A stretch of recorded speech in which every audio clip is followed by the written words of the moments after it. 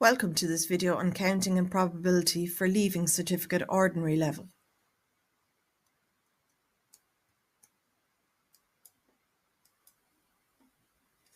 In this video, I will cover the following past exam questions. You may find it beneficial to pause the video as I go through the questions and try some of them yourself. Make sure to have a calculator at hand as you do so.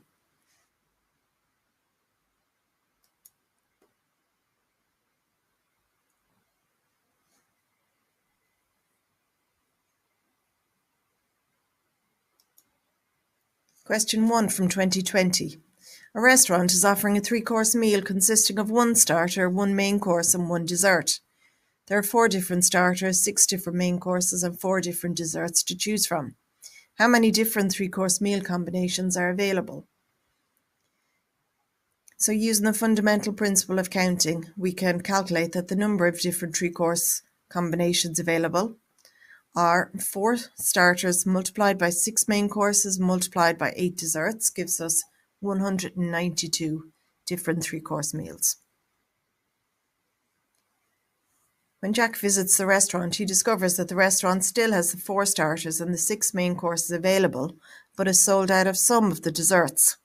Jack now has 120 different 3-course meal combinations to choose from. How many different desserts are still available to Jack? So we know that 4 starters multiplied by the 6 different main courses multiplied by the number of desserts should give us 120 different 3-course meals.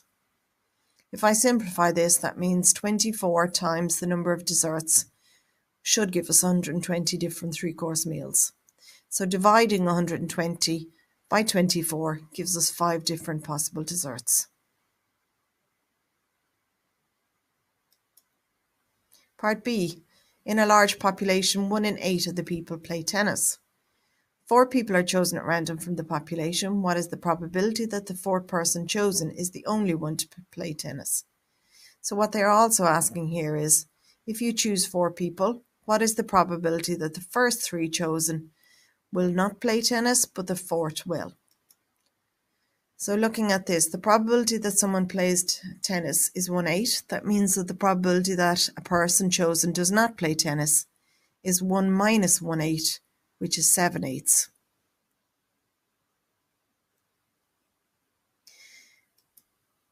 The probability, therefore, that if you choose 4 people and the first 3 of them do not play tennis, but the 4th does, is 7/8 multiplied by 7/8 multiplied by 7/8 and multiplied by 1/8, where each of these is the probability that the first, the second and the third don't play tennis, and then we're multiplying it lastly by the probability that the 4th does play tennis.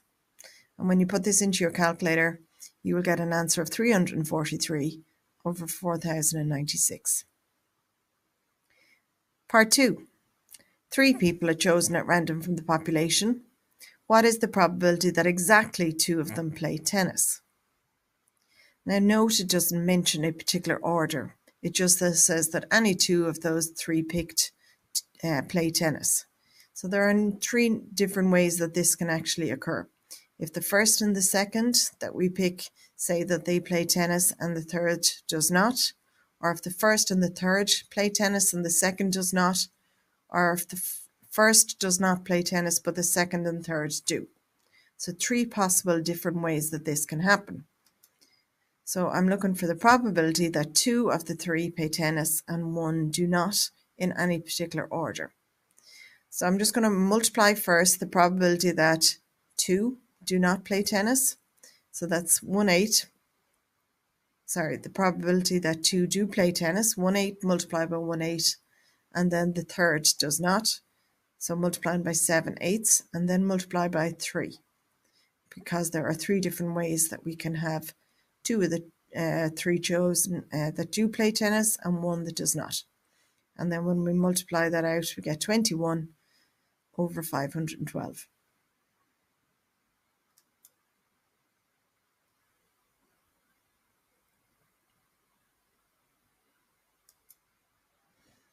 Question 3 from 2019. In a population, the probability that a person has blue eyes is 0.7. One person is chosen at random from the population. What is the probability that this person does not have blue eyes? So the probability that someone does not have blue eyes will be 1 minus the probability that they do have blue eyes. In this case, that works out as 1 minus 0.7, which is 0.3. So the probability someone has blue eyes is 0.7, and the probability that someone does not have blue eyes is 0.3. And they add together to give us 1, because together they make a certain event. One or the other must happen. Someone either has blue eyes or they do not have blue eyes. 2 people are chosen at random.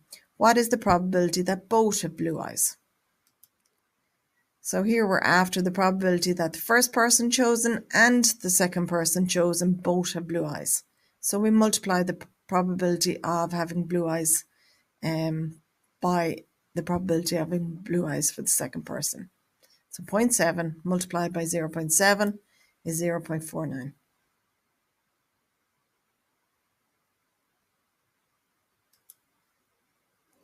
Part C. 3 people are chosen at random.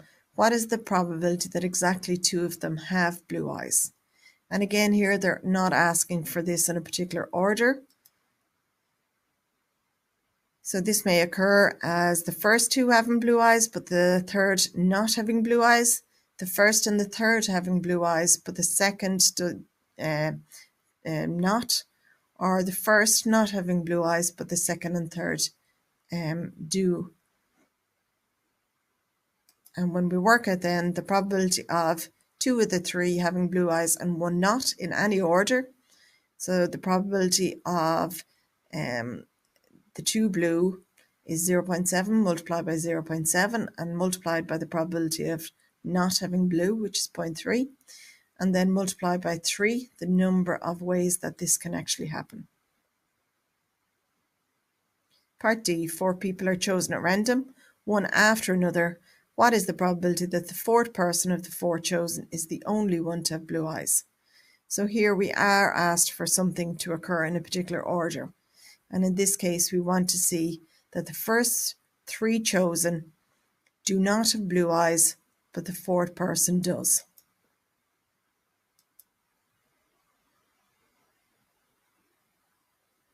So in this case, the probability of the first 3 not having blue eyes and the fourth having blue eyes is 0.3 multiplied by 0.3 multiplied by 0.3 multiplied by 0.7. And when you work that out, you get 0.0189.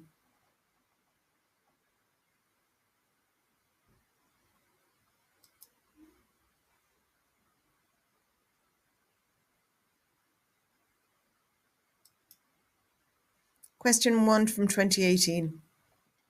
An experiment consists of throwing 2 fair, standard, 6-sided dice and recording the sum of the 2 numbers thrown. Some of the totals are shown in the table. Complete the table.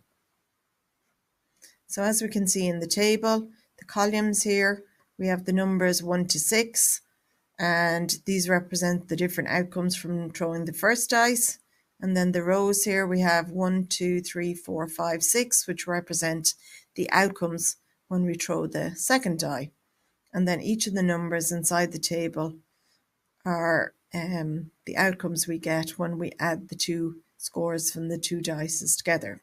So 1 plus 1 here gives us 2, 2 on the first die and 1 on the second gives us 3. So the missing numbers we can find quite easily by adding the scores on the first dice to the scores on the second dice. And when we do that, we get 7, 7, 7, 8, 10, and 12. Part 2, find the probability of getting a total of 7 or 11. So if we look in the table, 1, 2, 3, 4, 5, 6 7s and 2 11s.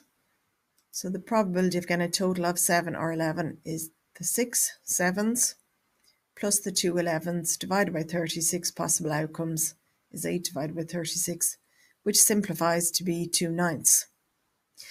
Now, you do not need to simplify it unless they specifically ask you to, because it's good practice to do so. You won't lose marks if you don't simplify it, but as I say, it's just good practice to do it. Part 3. Find the probability of getting a total which is a prime number. So recall that a prime number is a number that can only be divided by itself and 1. So the numbers in the table that are prime numbers are 2, 3, 5, 7, and 11. So the probability of getting a prime number total is equal to, well, there's one number 2 there. There's 2 3s plus 4 5s plus 6 7s and plus 2 11s. So we add them all together. There's 15 prime numbers in total in the table. Divided by 36 numbers is equal to 5/12 when we simplify it. So again here, you do not need to simplify your answer unless they specifically ask you to. You won't lose marks if you just left it as 15 over 36.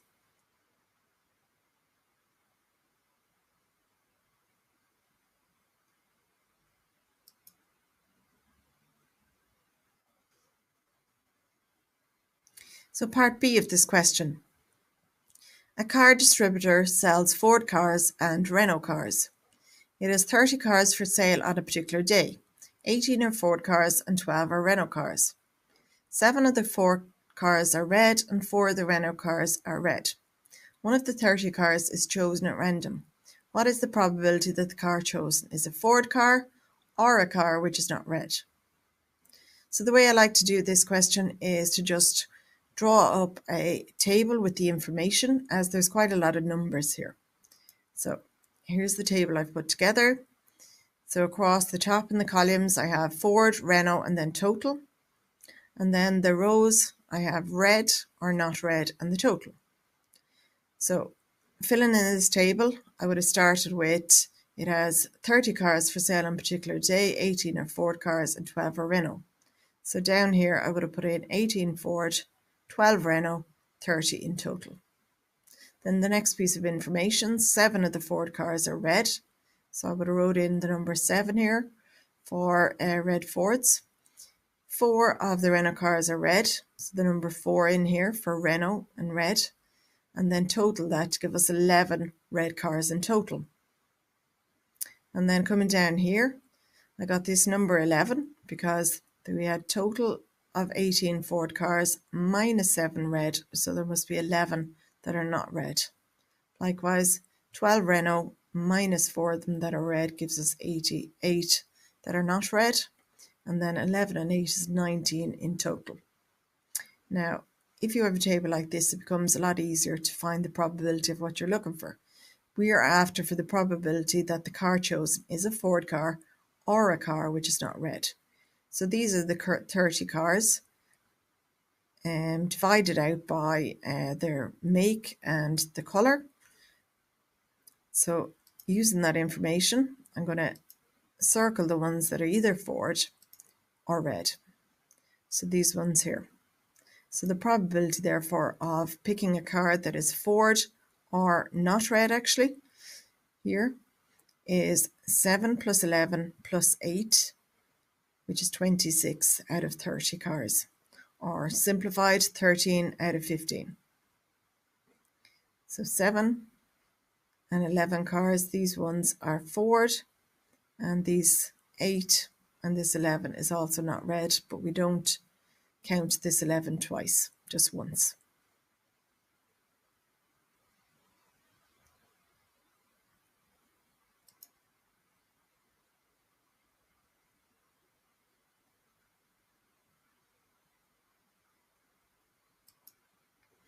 Question 3 from 2018. Find the number of different arrangements that can be made using all the letters of the word rainbow, using each letter only once. So 7 letters in the word rainbow, and we want to see how many different arrangements there are by rearranging all the letters. Well, we have 7 letters, so that means the first letter, we have 7 different letters that we can choose from to go here. After picking the first letter, then there's 6 left that we can choose from for the second, 5 for the third, and so on until we get to 1 only for the last letter in the arrangement. 7 by 6 by 5 by 4 by 3 by 2 by 1, and we can write that as 7 factorial, and it's easier to use the factorial function on your calculator then to calculate that rather than multiplying out all these numbers. And that would give us 5,040 different arrangements of the letters in the word rainbow. 2.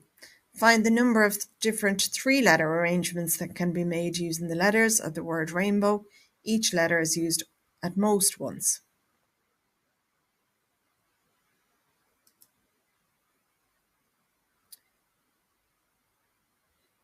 So in this case, we have three letters, combinations, arrangements that we're looking for. So for the first one, we have 7 different letters that we can choose from. Okay, and the second letter, then we have 6 different letters that we can choose from, and 5 for the last. So when we multiply those out in the calculator, that gives us 210 different arrangements.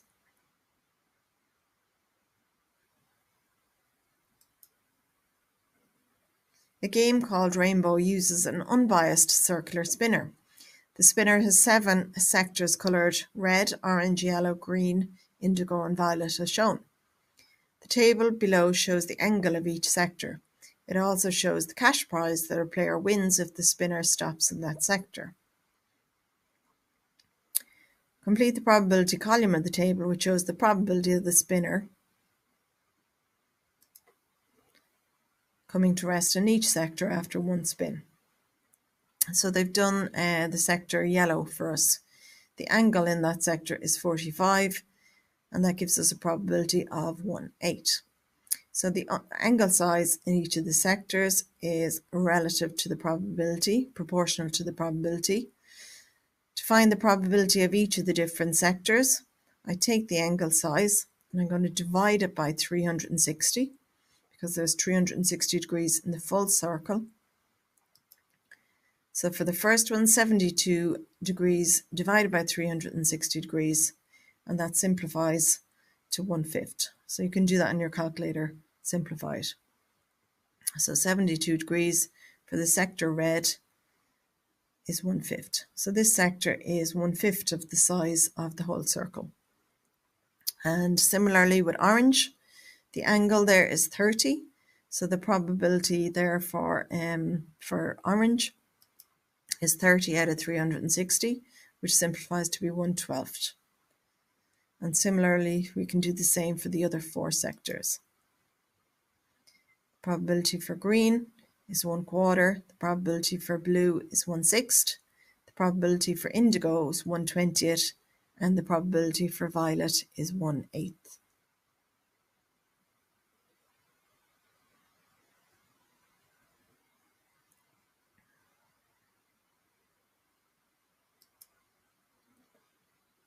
Part 2, find the expected value of the prize that a player wins if they play rainbow.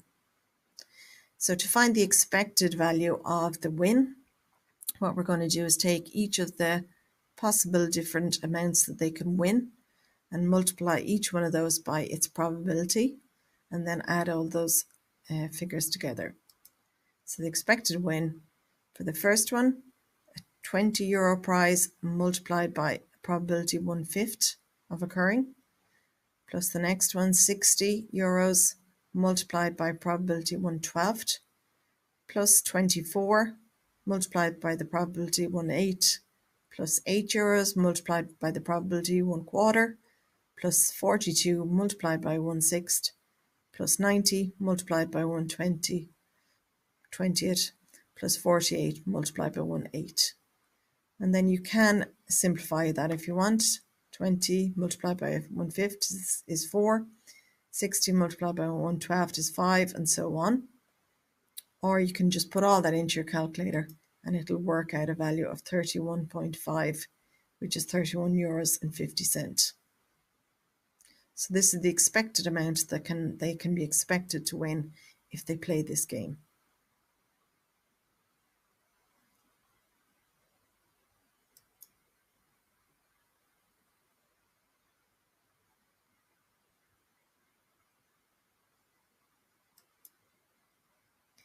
Question 1 from 2017.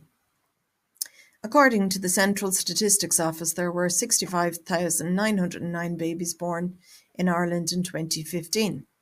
Of these, 32,290 were girls. How many boys were born in Ireland in 2015? So the number of boys must be total number of babies born minus the number of girls. And that gives us 33,619 boys. Part 2.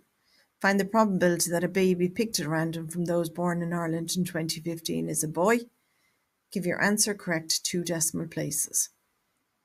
So the probability of getting a boy is the number of boys divided by the total number of babies born.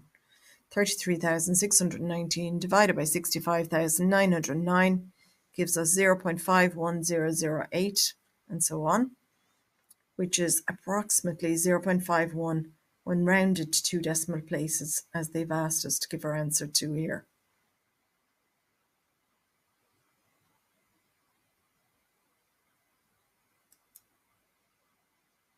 Part B. 8 babies were born in Limerick's maternity hospital on the 1st of May 2015. Use your answer to Part A, 2, to find the probability that the first 3 babies born were boys. Give your answer correct 4 decimal places. So here we're after the probability that the first 3 babies born were all boys. So the probability of getting a boy in the first child, a boy in the second, and a boy in the third. We multiply the probability of a boy 3 times. When we do that, we get 0.132651, and we're asked to give our answer to 4 decimal places, so that rounds to 0.1327. Find the probability that the third birth was the first girl born in the hospital that day. Give your answer to correct 4 decimal places. So we're after the probability that the third birth was the first girl born in the hospital that day. So in other words, the probability that the first 2 births were boys and the third was a girl. So the probability of 2 boys and then a girl, probability of a boy multiplied by the probability of a boy multiplied by the probability of getting a girl. And when we do that, we get 0.127449 and rounded to 4 decimal places, 0.1274.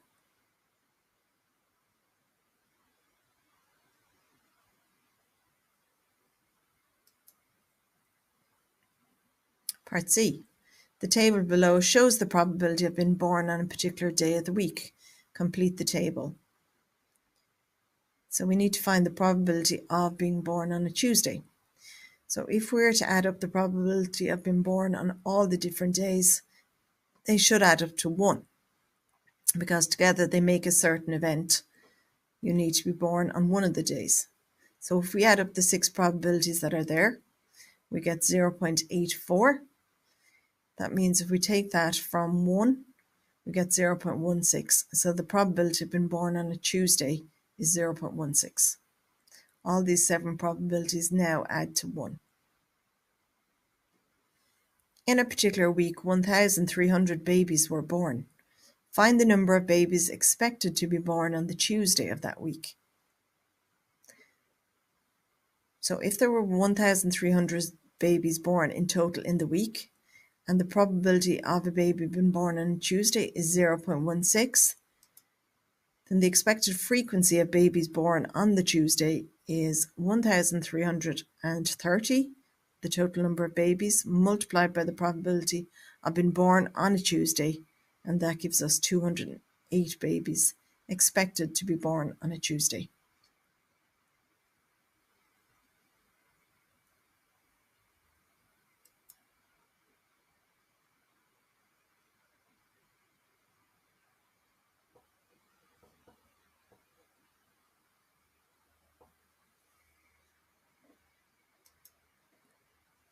Question 1 from 2016. A survey of 168 people was carried out. Participants were asked whether they owned a cat or a dog. Some of the results are recorded in the Venn diagram below. So here we can see that there were 64 people that owned a cat and a dog, and there were 48 that owned only a dog. Of those surveyed, 19 people did not own either a cat or a dog. Complete the diagram. So those 19 people must go on the outside of the sets for cats and dogs. So 19 did not own a cat or a dog. Now we need to figure out the number in here that owned only a cat. So we know in total there was 168 surveyed, so all the numbers inside the universal set should add up to 168. If we add up the three that are there already, 64 plus 48 plus 19 gives us 131. And if we take that away from 68, we're left with 37. So that means there was 37 in here that owned only a cat. 2. A person is chosen at random from those surveyed. What is the probability that the person owned both a cat and a dog? We're looking at the Venn diagram here in the middle where the two sets intersect each other. 64 people owned both a cat and a dog. So the probability of choosing one of those people is 64 out of 168. 64 people owned a cat and a dog out of 168 people in total, and that simplifies to 8 over 21. But again, you do not need to specifically simplify it. If you leave it as 64 over 168, you'll get your full marks. Part A, 3. What percentage of the people surveyed owned one animal only? Give your answer correct to one decimal place. So these 37 people here owned only a cat, and these 48 people here owned only a dog. So the probability of choosing a person that owned only one animal is 37 plus 48 out of 168. So 85 people owned only one animal out of 168.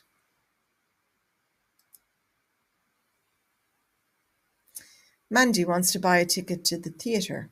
She can choose a ticket in the balcony or the stalls.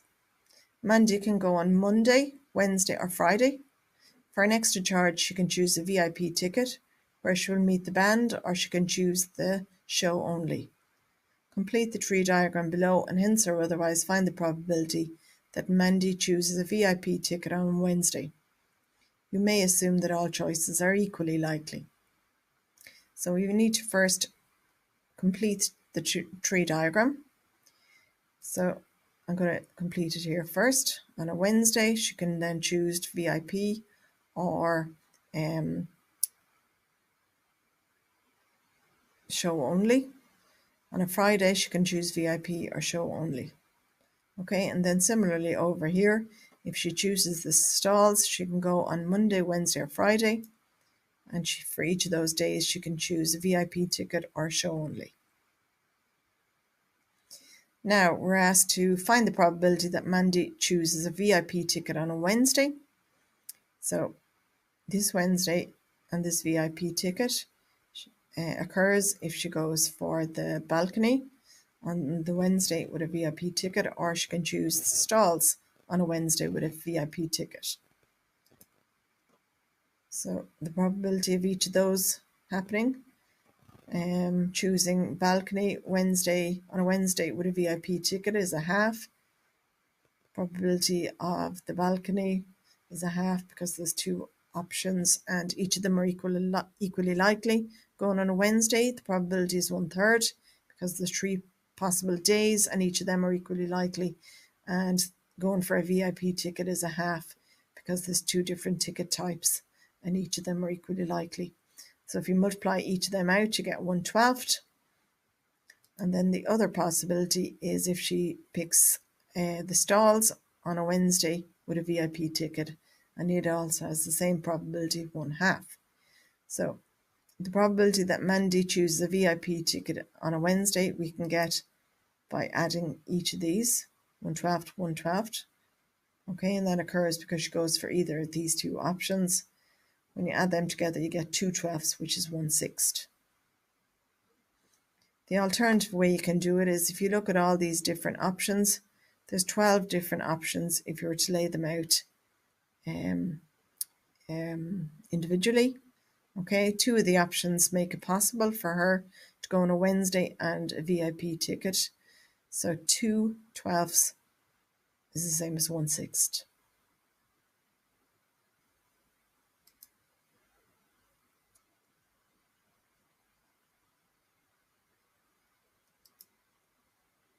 Question 1 from 2015. A bank issues a unique 6-digit password to each of its online customers. The password may contain any of the numbers 0 to 9 in any position, and numbers may be repeated. For example, the following is a valid password: 071737. How many different passwords are possible?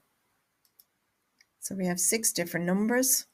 We look at the number of different arrangements that we can make, using 10 number possibilities for each. So we have 10 possible outcomes for the first position in the password, 10 for the second, 10 for the third, and so on, which is 10 to the power of 6, which is 1 million different possible passwords.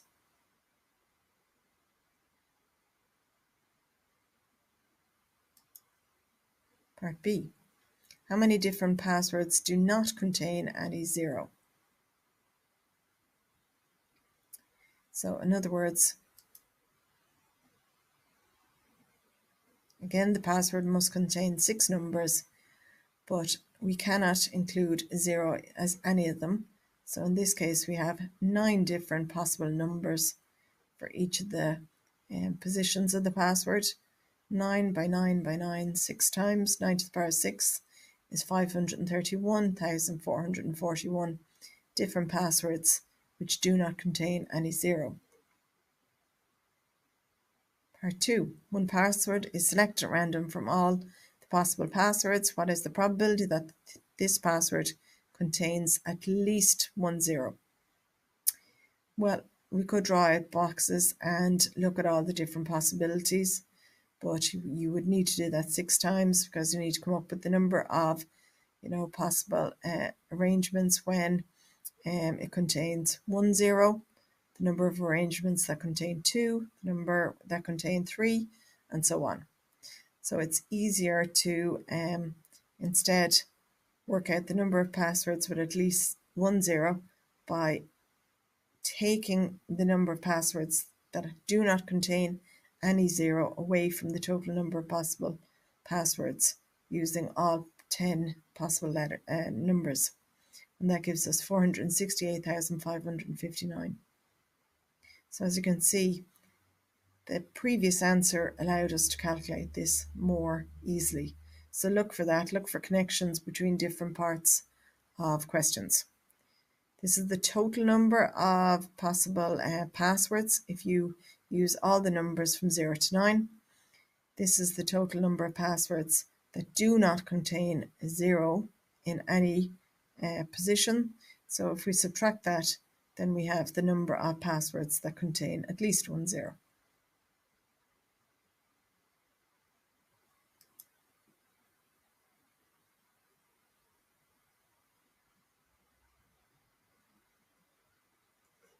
And then the probability that the password contains at least 1 0 is that number 468,559 divided by 1 million possible passwords, which is 0.468559.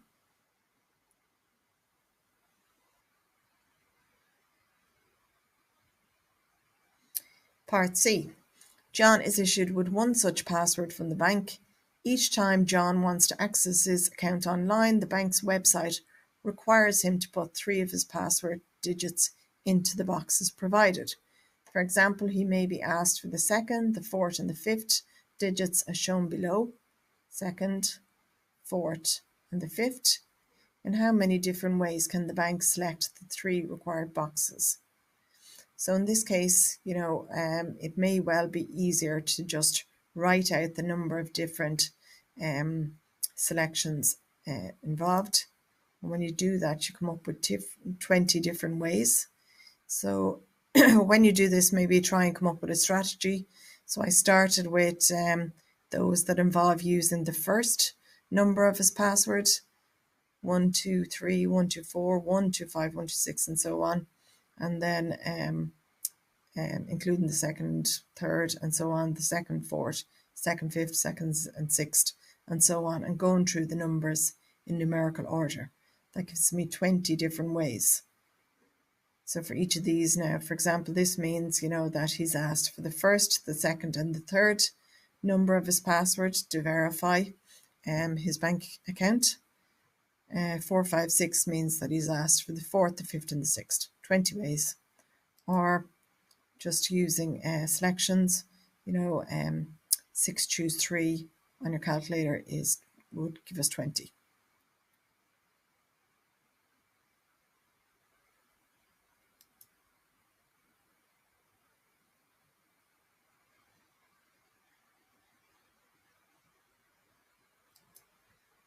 So question 1 from 2014.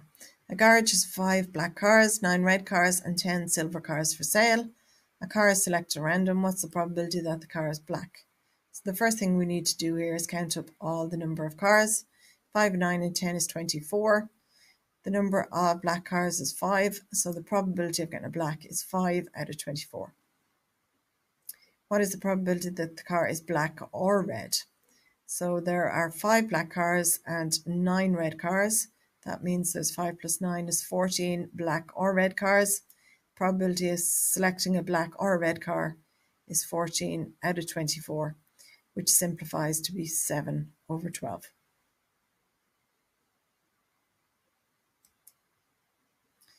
A car is selected at random, then a second car is selected at random from those remaining. What is the probability that the first car is silver and the second car is black? So this is important. It says here that the second car is selected from those remaining. If we look at the probability of getting a silver first and then a black, well, the probability of picking a silver first, we're picking, there's 10 silver cars out of the 24 cars in total. And then for the second pick, we want to pick a black car. Well, there's 5 black cars left to choose from out of 23 cars in total. So this is important here. On the second pick, we're only choosing out of 23 because we're picking from those cars remaining. So when you multiply those probabilities, we get 25 out of 276. One of the selected cars is red and the other is black. So we want to find the probability of picking one of the cars red and the other is black. So the number of ways we can do that is if we get a red first and then a black, or a black first and then a red. So I'm going to do each of them individually and then just add them together. The probability of getting a red first and then a black. Well, the red, there's 9 red that we can choose out of 24 cars. And then getting a black on the second pick, there's 5 black cars that we can pick out of 23 now because there's only 23 cars left to pick from. And then we're going to work out the probability of getting black first and a red second on the second pick. So black first, 5 black cars out of 24. And then a red on the second pick. There's 9 red cars that we can pick out of 23 left. So these are the probabilities for each of those 2 events. And we want either of them to occur, so we add them together. This is the OR rule. We add them together. And when you do that, you get 15 out of 92.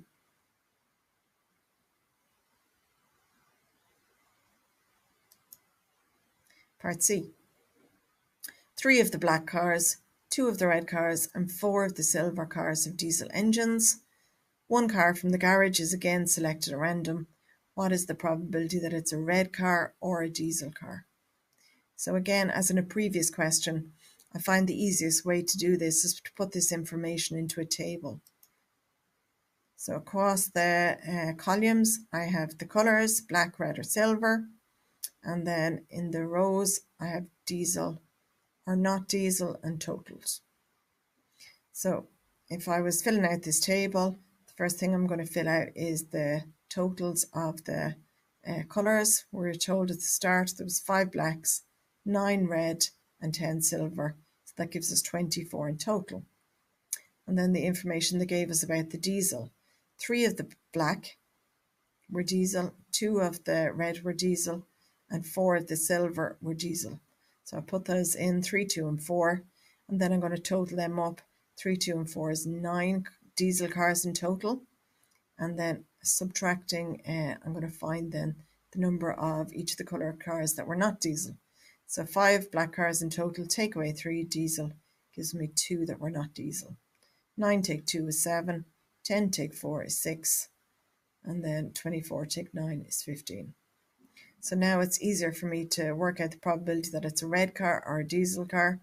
I'm going to look at all these numbers here, which just splits out the cars by colour and type of engine.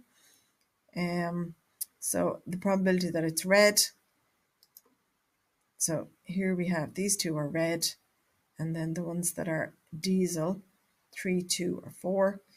So we add those numbers together, 3, 2, and 4, and 7. And when you add them together, you get 16 in total out of 24. The probability of getting a red or a diesel is 16 of the cars are red or diesel out of 24, and that's 2/3.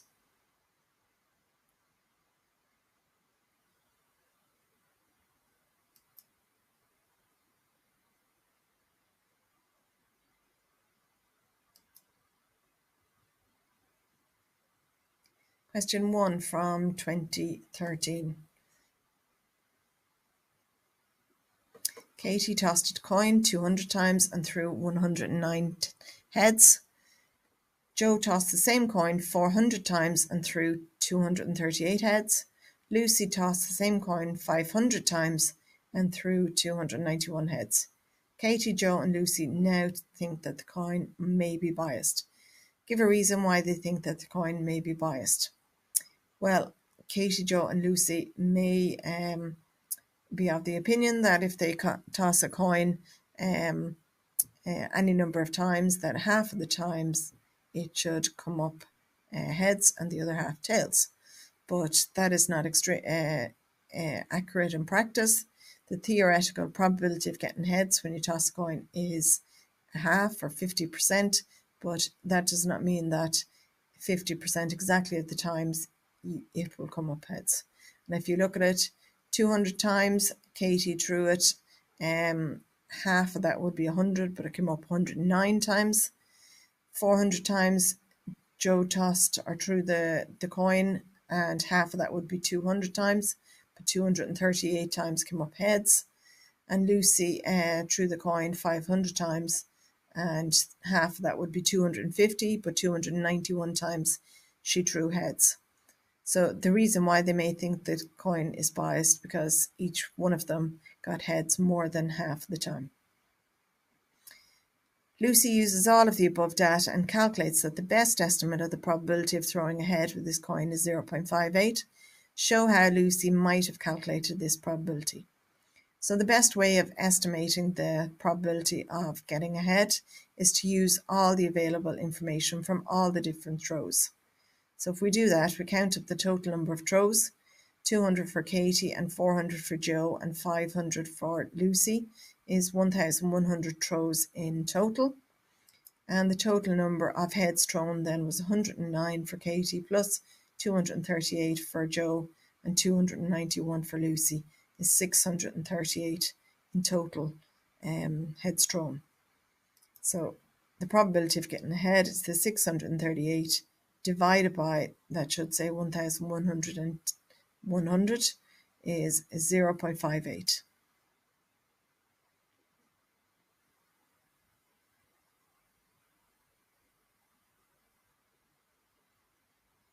Part C.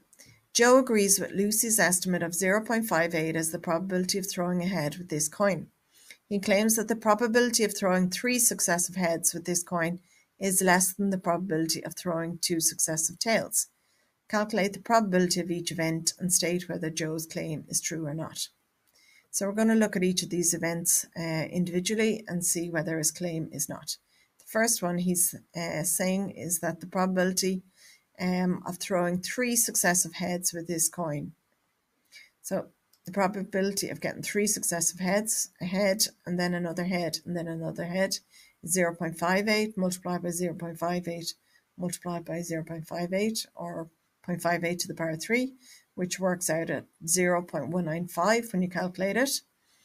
Now, the probability of getting two successive tails using this coin is the probability of a tail on the first row and then a tail on the second row, which is 0.42 multiplied by 0.42 or 0.42 squared, and that works out to be 0.176. So if we look at the numbers together, probability of getting three heads is 0.197. The probability of getting two tails is 0.176. So this is a bigger number than this. So it means that the probability of three heads is more likely than the probability of two tails. So in that case, then Joe's claim is not true.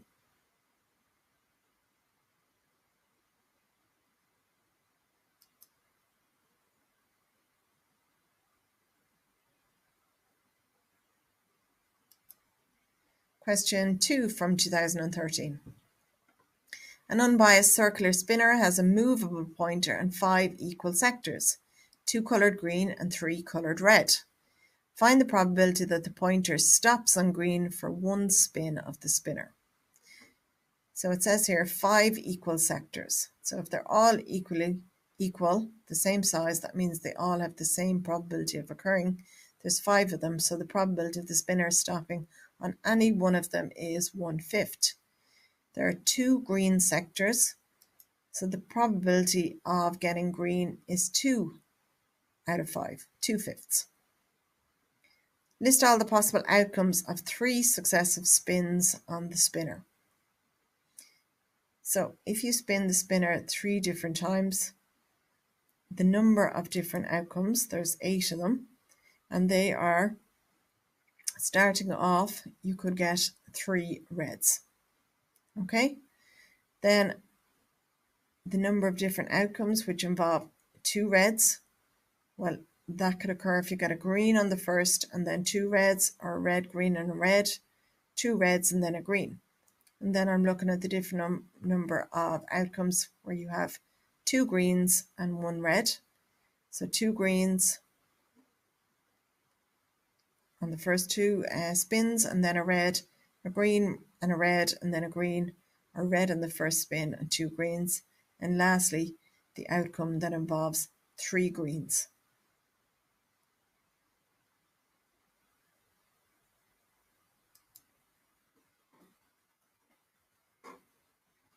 Part B. A game consists of spinning the spinner 3 times. Each time the spinner stops on green, the player wins €1. Otherwise, the player wins nothing. For example, if the outcome of one game is green, red, green, the player wins €2 because they've landed on 2 greens. Complete the following table. Required outcomes. So, to win nothing, that means they must land on no greens, which only occurs if they land on red every time. To win €1, that will occur if they land on green once and on red on the other 2 times. So that can occur if they get a green first and then 2 reds, or a red first, then a green, then a red, or 2 reds and then a green. They will win €2 if it lands on green on 2 of the 3 spins. So this will occur if they get a green, green, and then a red, or a green first, then a red, then a green, or red first and then 2 greens.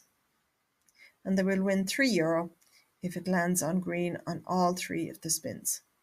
And this will occur if they get a green and a green and a green.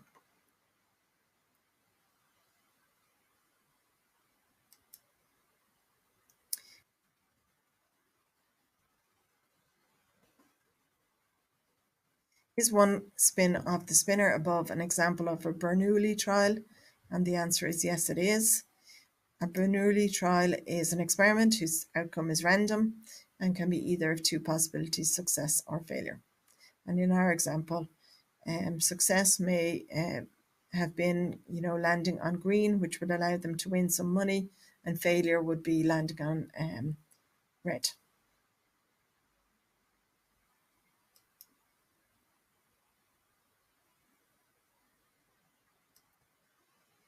Question 1. Peter and Neve go to a large school. One morning they arrive early.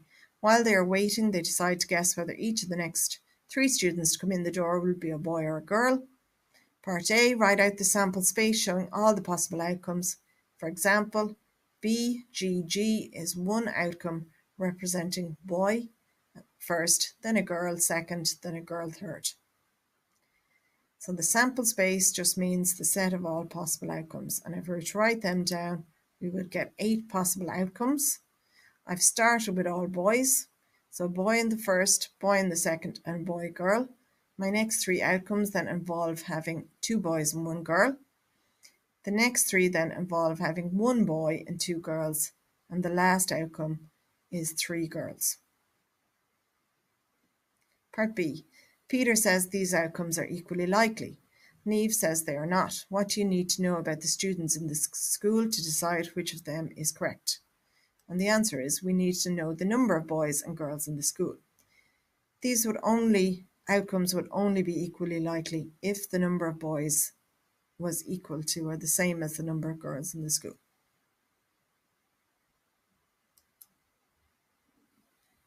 Part C. If all the outcomes are equally likely, what is the probability that the 3 students will be 2 girls followed by a boy? Well, if all 8 outcomes are equally likely, that means each outcome has a possibility of 1/8. So the answer is 1/8 or 0.125 or 12.5%. So the probability that the 3 students will be 2 girls followed by a boy, and this could only happen by one of the outcomes. So the answer is 1/8. Part D. Niamh guesses that there will be at least 1 girl among the next 3 students. Peter guesses that the next 3 students will be either 3 boys or 2 boys and a girl. Who is more likely to be correct, assuming all outcomes are equally likely? So we need to look at both guesses. Let's look at Niamh's first. She's guessing that the next outcome there will be at least 1 girl among the next 3 students. So the number of ways that can happen, at least 1 girl, is all of these outcomes that have 1 girl, all of these outcomes that have 2 girls, and this outcome that has 3 girls. So 7 of the 8 outcomes have at least 1 girl or more. So the probability of at least 1 girl is 7/8. Let's look at Peter's guess now. He guesses that the next 3 students will be either 3 boys or 2 boys and a girl. So the probability of 3 boys or 2 boys and 1 girl in any order. One outcome contains 3 boys, and then there are 3 outcomes that contain 2 boys and 1 girl in any order. So these 3 here contain 2 boys and 1 girl. So the total number of outcomes that contain 3 boys or 2 boys and 1 girl in any order is 4 out of 8, which is 1/2 or 50%. So who is more likely to be correct? And the answer is Niamh is more likely to be correct because her guess has the greater probability. Probability of getting at least 1 girl is 7/8. The probability of Peter's guess is 4/8. 7/8 is greater than 4/8, so her guess is more likely.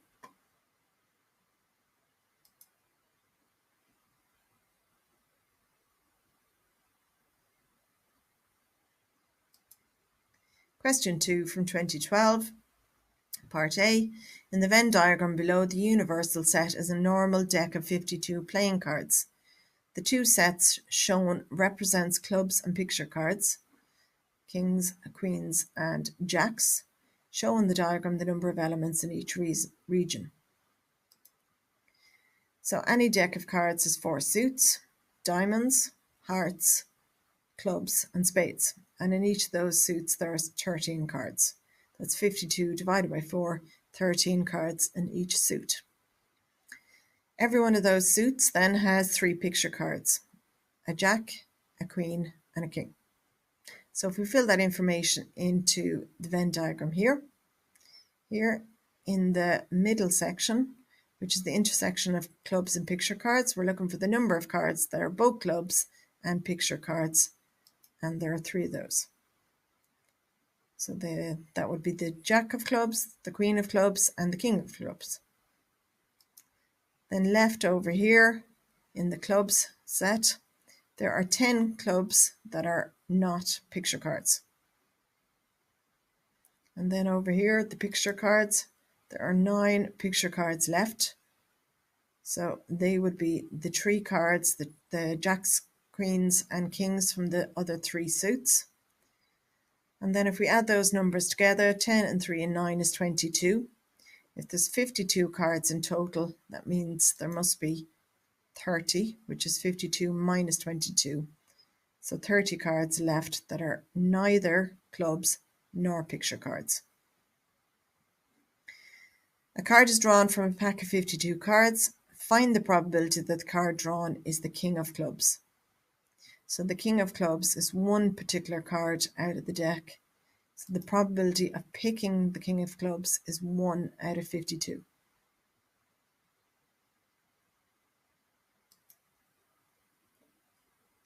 Part 2 of B. A card is drawn from a pack of 52 cards. Find the probability that the card drawn is a club or a picture card.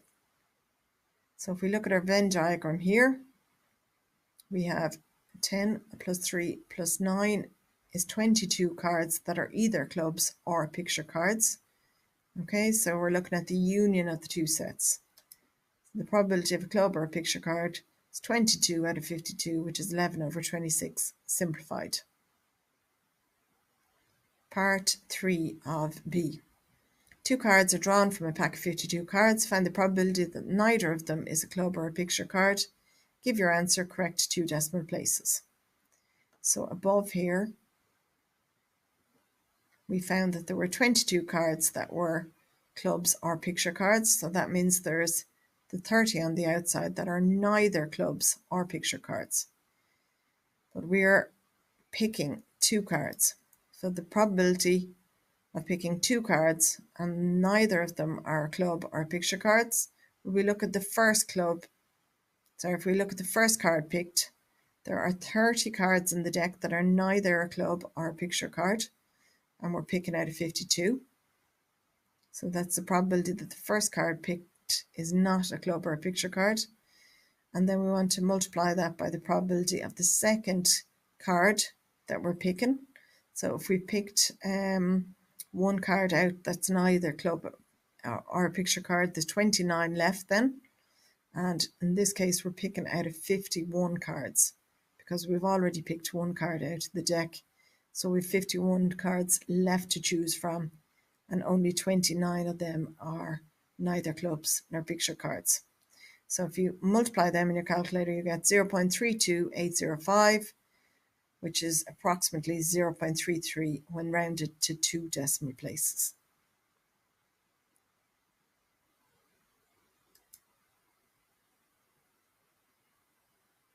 And that's the end of this video. We hope it has been helpful. If you'd like to give us some feedback or request more videos on different topics, then we would love to hear from you. Please email on us on trymathsinfo@gmail.com.